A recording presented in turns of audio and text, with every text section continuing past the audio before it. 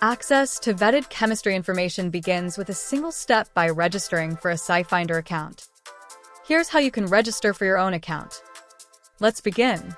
Locate the SciFinder first-time registration link on the library's Explore Databases AZ list. Click the registration link. You'll be prompted to click through the registration form. Then, accept the agreement. You'll see a form asking for your name, RC email address, and other details.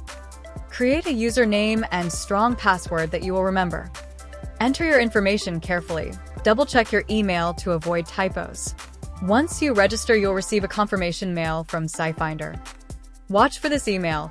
It often arrives within minutes, but check your spam or junk mail folder just in case. If the email has a link, click the confirmation link inside the email. This activates your account and finalizes registration. With your new account, you are ready to tackle your chemistry lab assignments.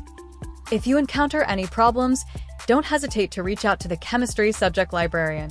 The Chemistry Research Guide has a link for contacting your subject librarian. Good luck!